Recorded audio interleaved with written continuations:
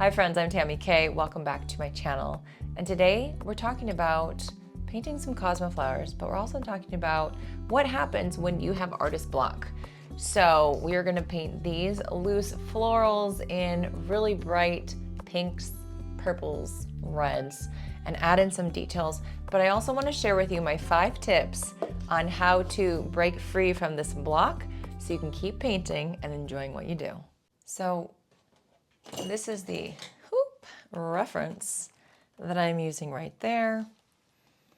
I'll just set that back down. And it's just nice to have a lovely reference photo that you can kind of utilize and make your own. It gives you a space to start doing your composition and placement.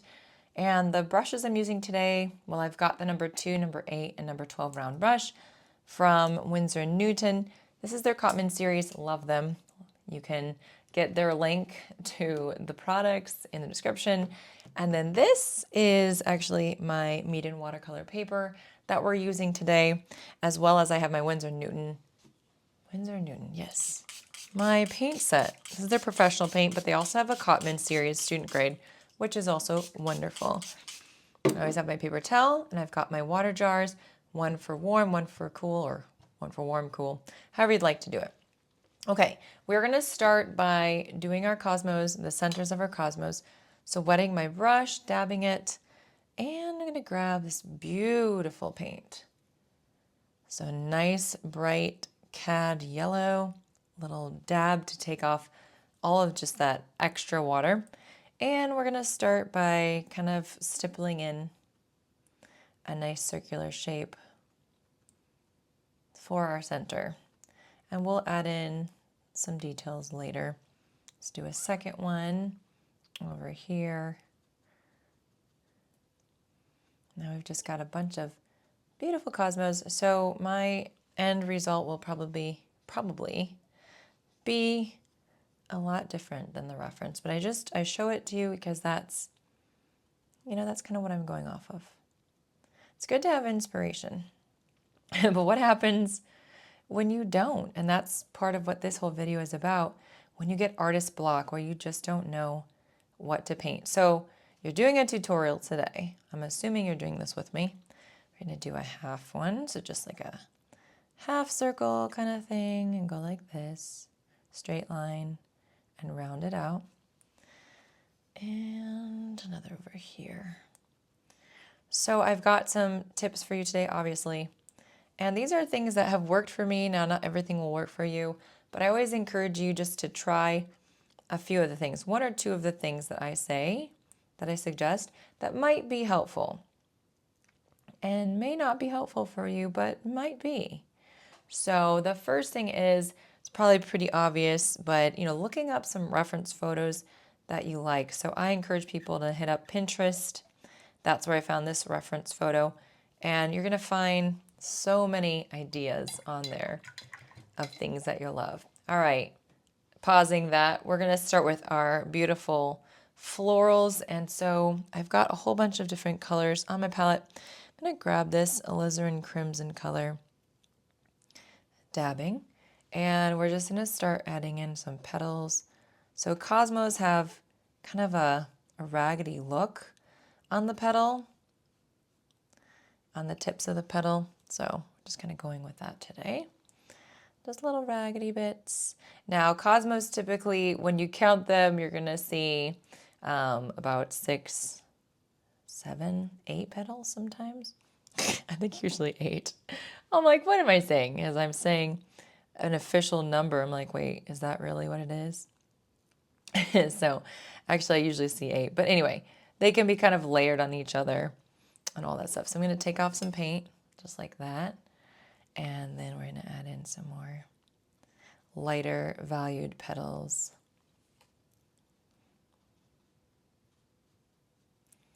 And yeah, so having a block as an artist can feel just really discouraging. Like you're like, I'm just never gonna get out of this.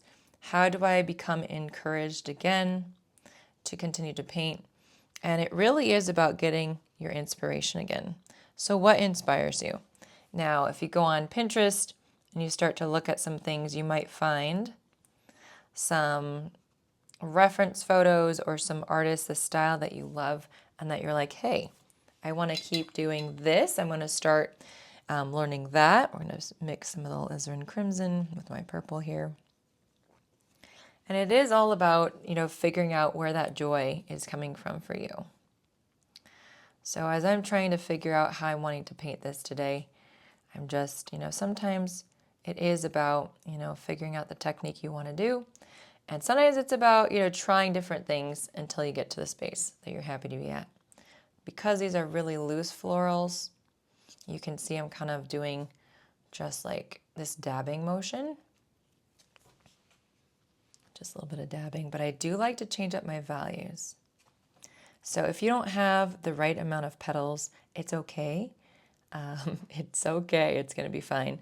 I'm gonna be in that space too.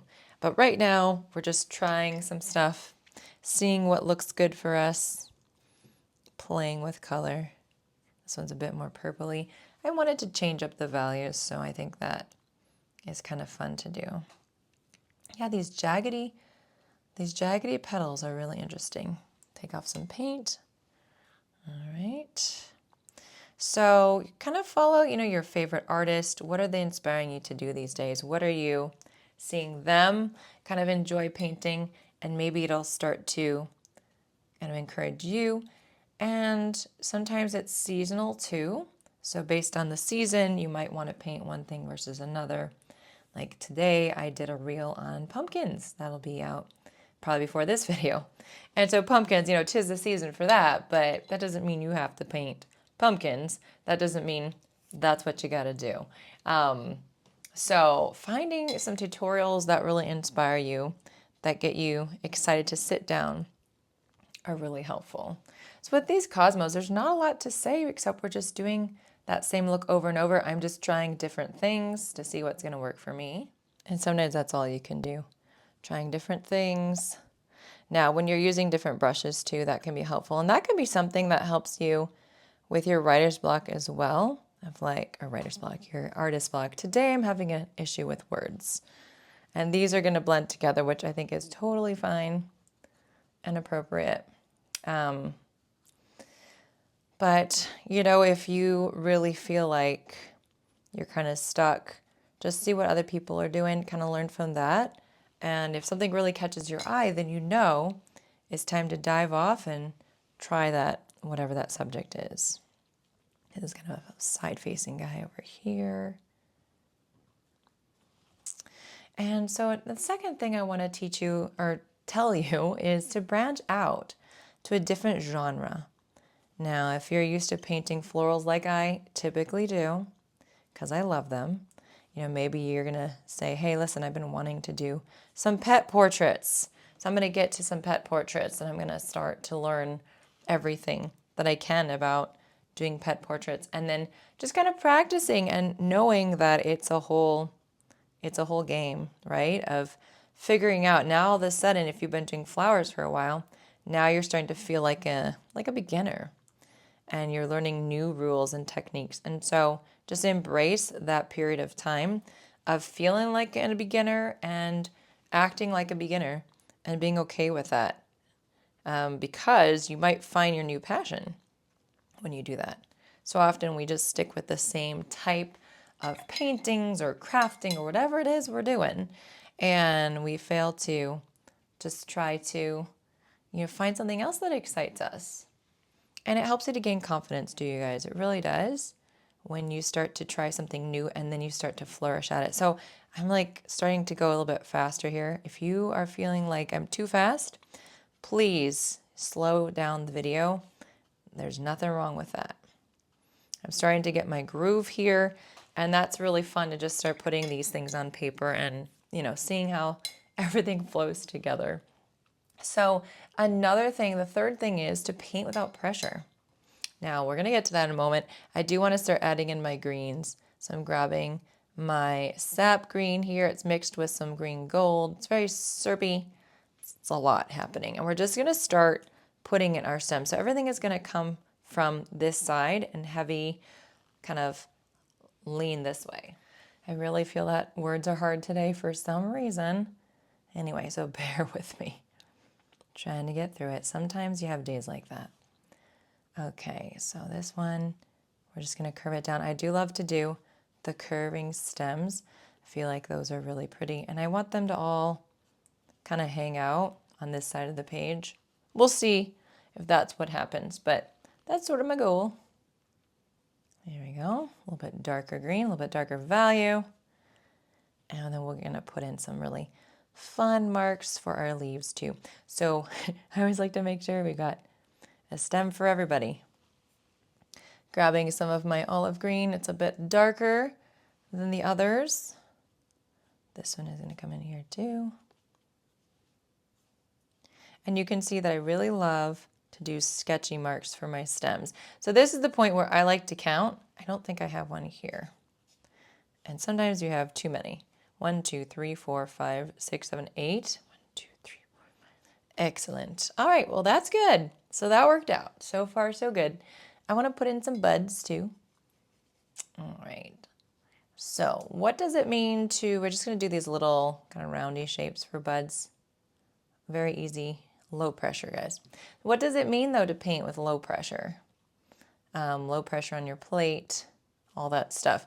Really going back to some of the basics that you started to learn when you first started watercolor, for example. And we could be talking about all kinds of other things too. It doesn't have to be, just watercolor. Being creative in general, but doing the basic brush strokes, kind of observing how paint runs together and formulates this puddle, and just looking at that and doing abstract shapes too. That can really help you to start to feel a bit more confident in your sessions, in your painting sessions. And it's just, the confidence can come when you're feeling good about your work. And sometimes if the work is very simple, that helps us to feel that confidence. So just keep it really basic and simple. And then if you're feeling like, I don't know what to do, then sometimes you just got to take that break and you sort of learn from that experience. I'm going to put in some buds coming out this way too. They're not really connected to anything. Okay, I'm going to make them connect. That was bothering me. But yeah, you can do that. Just kind of let them float if you want. Let's do some colorful buds though, just like that. Some nice pops of color right there. Ooh, I like that. I'm going to add in a little bit of red there too, and it'll spread in. That's pretty. So it's not just green. So you can do that wet on wet and give it a fun little look while you're at it. So take a step back, kind of think about, okay, what does my painting look like at this point? How am I feeling about it? Do I like what's going on here? And then I'm going to do a little splatter before we get to the next thing. I'm just taking this yellow, whatever's there, whatever floats my boat. And I like to just make these magical moments around the flowers, the buds and the flowers. I feel like it just helps to put things kind of together. And then, think about if you want to add in some more blooms. I feel like I want to add one right here.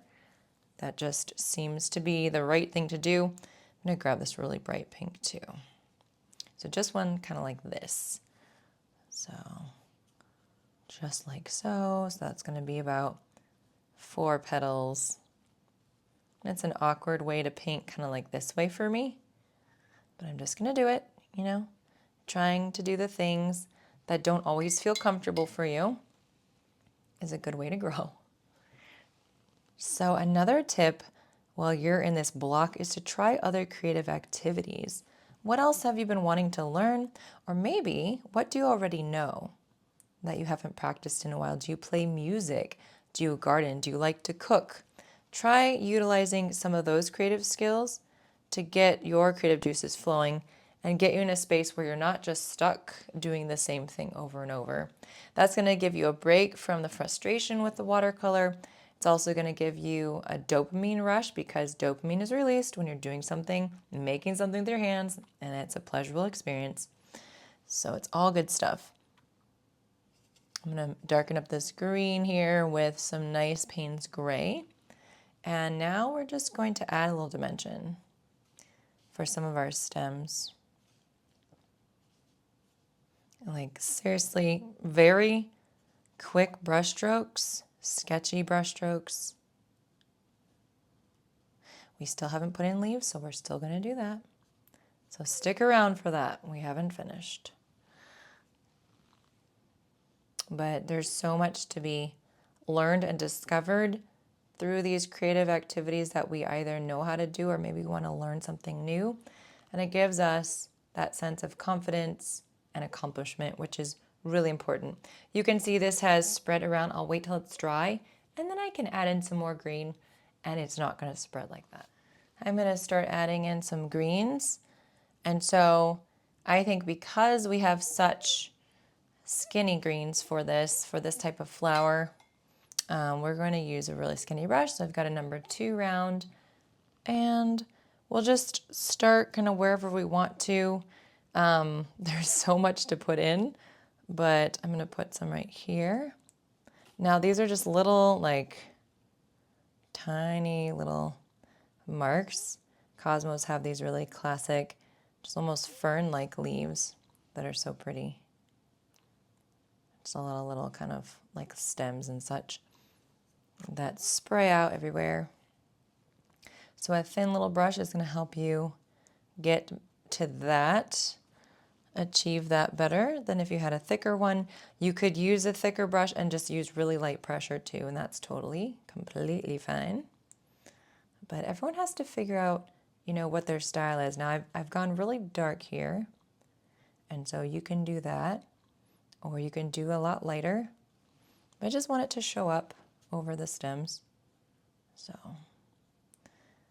now when it comes to this artist block, I'd say the 5th thing that I wanted to mention today is kind of when you are experiencing this block, kind of think about if there are any fears that you have related to this. What are some of the things that you might be worried about or afraid of in your process that could contribute to you just feeling blocked off? And some of those things could be comparison, where you're comparing your work to other people and not feeling like you're adequate, like you're as good as they are. Man, I do this all the time too. Just so you know, the comparison thing is real. It's hard to not do. If you don't do it as an artist, I say congratulations.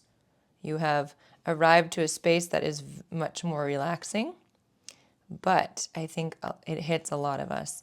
And so one way to combat that is to think about, okay, what do I like about this artist? What do I appreciate about their work? And so kind of turning the narrative, right? When you're starting to see that comparison come in and you're starting to feel bad, just look at what you do like about it. Because obviously you think that they're better than you, so you must appreciate their work. So instead of letting it get you down, does that make sense? Instead of letting it get you down, try to look for the good stuff. And then even comment on their posts and say, hey, I really love how you make your color palettes, or I really love how you draw those shapes so easily, effortlessly, and appreciate them. And that's going to make them feel good, and it'll make you feel good too to connect with someone. So that's that. Maybe you're feeling afraid in your art because you got some really tough feedback from someone. We're just going to go really long over here. Maybe someone said, hey, I really don't like your artwork. It's not good. Have you thought about changing your career or your hobby or your just the path that you're in? And that can be hard. And maybe there's truth in it, and maybe they're just being mean. So just trying to tease out what it might be for you. Or maybe you're worried that people don't like what you do that, you care about. And so just, tuning in to what that space might be like for you. Why are you having these thoughts? Like, what's the whole crux of it? Where did it start? That can be very helpful as you are doing some self-exploration in your journey. Sometimes you're afraid to waste supplies too. And that can be something of maybe you need to revisit. Is there a way to budget some things? It's just a lot of this is narrative based, and what we're telling ourselves creates these fears. So I don't want you to paint in fear. And so, I don't know. I hope that one of these things can, resonate with you and get you to a space where you start to love and enjoy your watercolor experience again. I would really love that for you. There's nothing like it. So we're continuing with these quick brush strokes, guys, not worrying too much about accuracy. Okay, if you want to go slower, you can. We're not trying to get the right exact amount there, down on our paper. We're just trying to emulate kind of the reference photo and get the idea of it down. So we've got some really nice dry flowers. I'm going to go in with my second layer, and I'm going really dark, meaning a wet brush right into the palette, just kind of swirling around. I actually don't want burnt sienna. I want burnt umber. Let's go to burnt umber. So swirling, kind of gently grabbing some concentrated paint, dabbing, and then we're going to do just some little dots to accentuate the centers of these flowers. Now, if you'd rather do your petals first so that you're not getting the brown mixed in, you can do that too. I'm just going to go for this right now. It won't take too long to dry. There we go. I hope you're thinking about the things that you like about your painting so far and what's speaking to you with this process or what we're talking about today. Painting can be a pain for us, or it can be a joy. And it really does depend on the mindset that we bring to our art session. Now, I am a quick painter, as you can probably tell, but not everybody paints fast, and that is fine. I do try to tell myself to slow down, but I have to remind myself, and I don't know why, it's such a chore for me, but it is. Everyone's got their own style, and that's okay. Grabbing some more green to do this part now. The anchoring part, and that's pretty good. And that one's fine. So right now, you probably want to add in your second layer, but kind of look around and see if there's anything else that you would like to, add to this whole thing at this point. So I'm going to still keep that same brush. Let's clean off the green. And now you're going to choose the colors, the more concentrated colors that you want to use to start bringing in some lines. So Cosmos have these really beautiful lines, and that gives some really nice, recognizability, I guess, to that flower. And I'm just kind of curving around the petal, and it gives those beautiful veins, kind of makes it stand out from some of the other flowers that we would paint. And if you look at flowers, you're going to see that they almost always have veins. I guess they always have veins, right? Nutrients needs to go to the petals, but we don't always paint those. So I did want to paint those today. They are maybe on some of them, not all of them, the petals, but what you could do is take a number 2 round, or you could take like a really thin brush like this, a rigger, or let's take it. A rigger brush or a liner brush, and then you can do the same type of thing. It's a very flexible brush. You're going to get some interesting movement, and you might think that you like it. But see, I'm curving around, and you might not like it. Kind of curving so that you can get the contour of that flower. And you can see those marks are so much thinner than what I did over here. And you can change it up, kind of do both. And maybe some of the time you change up the colors, or you just do some really quick lines on some of the petals. And then you just grab other random colors. Thicker and thinner. But a liner is great for this kind of thing. So this is where we're starting to see these cosmos start to come to life. I'm just going to put some up here. Now, if you have a palette like mine, you can start to, add in different colors that are just sort of mixing together and just having fun with it. I might want to do some thicker things too, so you can use this just to do some wider little stripes and lines. You can switch over to this one. I mean, there's just so much. I do love this pink. I think this pink is so fabulous. And look what I'm doing. I'm doing some thicker marks. So it's really up to you. Just have fun with your painting. I really hope that if you're watching this and you do have some, you know, writers, so I keep saying writers, you guys, but artist block in your life, that you can figure out a couple ways just to get out of that, to take a break or a space from how you've been doing art and just focus on something else, guys. It's not a big deal if it happens to you. You know, everybody gets stuck in their artwork from time to time. But what are you willing to do about it is kind of the question. Are you willing to be staying in that space? Do you want to fight through it and just try something else? It's not a big deal. You'll get back to it eventually. But don't, you know, don't make yourself really sad about it. There are other things to do out there. Now, some people are really good at baking, baking breads and making muffins and just, you know, filling people's bellies. And that's a creative thing that many people enjoy, but I don't think that they see it as an artistic thing or expression, or gardening as well. People that, you know, as we say, they have green thumbs, but they're not really seeing themselves as an artist or as a creative. And I'm telling you, you are. You really are. Because you have learned the rules of how to utilize what you're doing. You know, if it's baking, you've had to learn some chemistry there, because baking doesn't just work out, right? You have to follow formulas or things fail. They don't end up working out.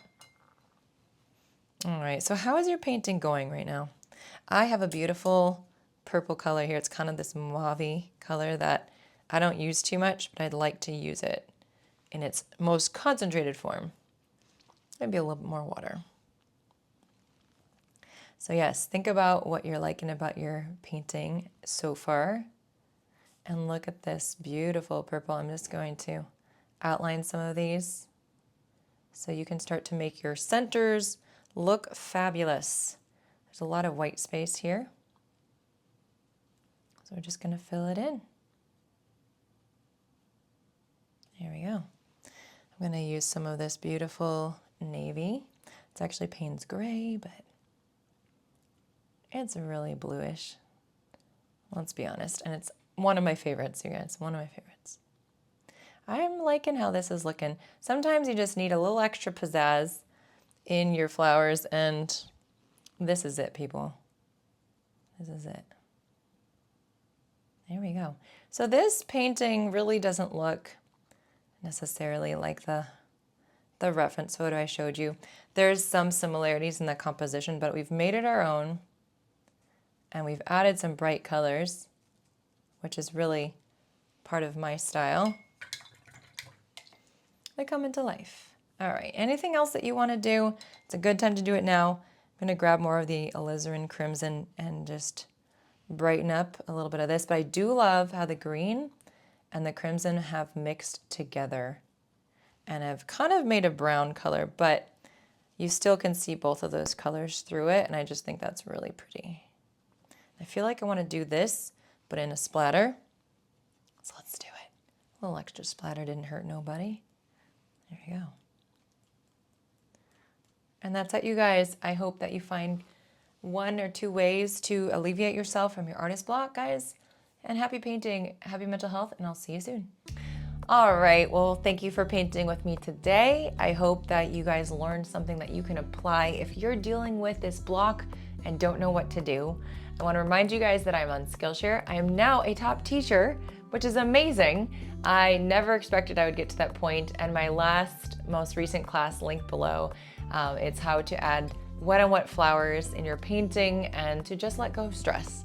So you can try that 30 days free with my referral link, as well as I'm on Patreon, and that's where I offer memberships as low as $3 a month for exclusive content. Hope to see you guys over there, and I'll see you soon on the next tutorial. Happy painting, happy mental health.